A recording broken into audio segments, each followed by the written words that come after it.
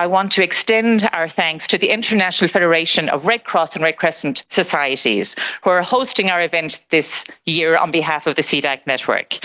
And of course, it gives me great pleasure now to welcome IFRC's Director for Disaster, Climate and Crisis, Caroline Holt, to have some opening remarks. Welcome, Caroline.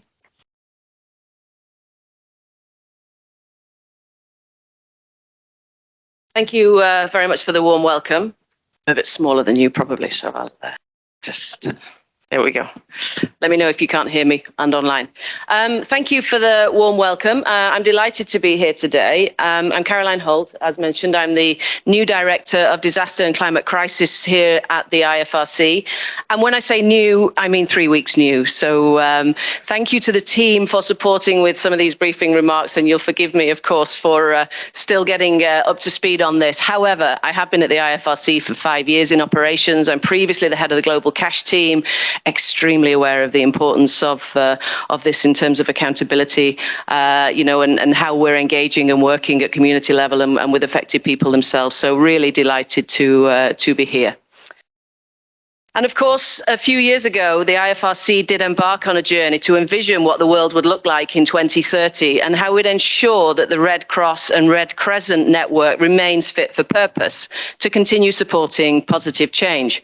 Of course, we have the benefit of going out to our 192 member national societies and really making that a global and membership event. But we did call for an urgent shift of leadership and decision making to the most local level through that piece of work that was done. And of course, placing communities at the very center of this change.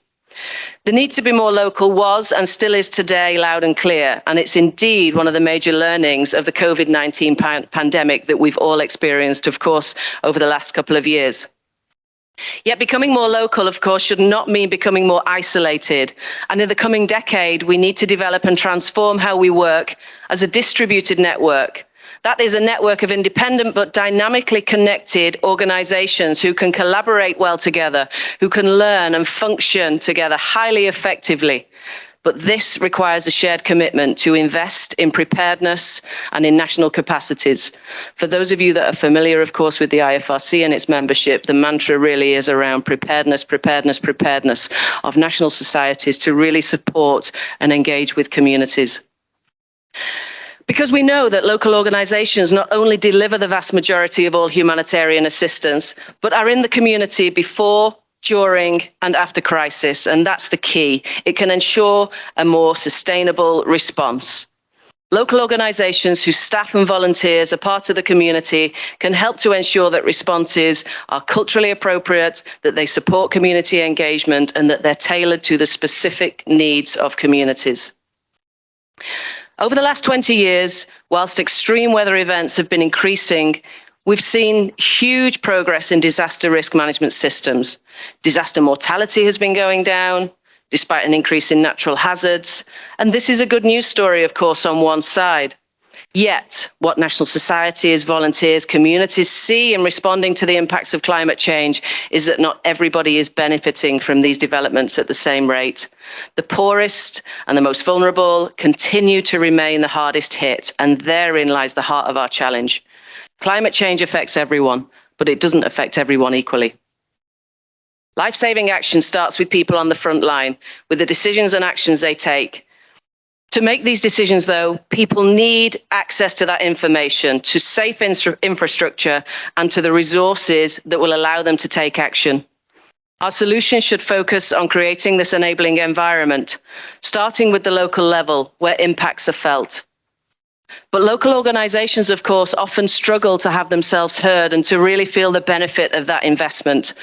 Funding for basic organizations, whether that's safe transportation, whether that's basic organizational needs, whether that's protective clothing, again, harking back to the COVID-19 response, they lack the investment to develop and implement accountable policies and systems. And too often, international organizations have a high expectation of these local organizations to deliver, but don't necessarily recognize their strengths and capacities and don't match that with the investment. They don't necessarily also listen to the advice that communities are giving, and that's not always feeding back up the chain. Too often, local organisations are paid for a service but not given the support to make this sustainable for their organisational capacities. And indeed, working with international organisations sometimes undermines their capacities as they effectively subsidise the international assistance. For years now, the humanitarian system has been talking about the need to be accountable to affected people, about putting people at the centre, from the core humanitarian standard to the grand bargain. We've got enough tools that should be guiding us to ensure that communities, with the support of local organisations, drive humanitarian action.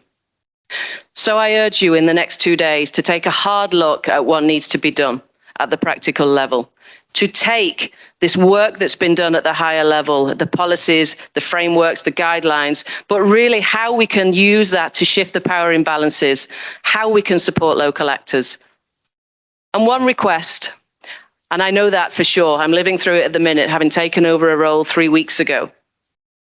We overcomplicate things. We discuss semantics. We get dragged down into the weeds when in actual fact, there's a very simple ask and a very simple task ahead of us. I challenge you not to use acronyms, easy for me to say, acronyms. I challenge you not to overcomplicate what we do and our approaches, and really start to focus on that practical collective action and how that can make a difference. I encourage you to speak frankly and openly, put the uncomfortable truth on the table. Let's start to unpack some of this and really look at how we can hold each other and the humanitarian system as a whole to account. Thank you.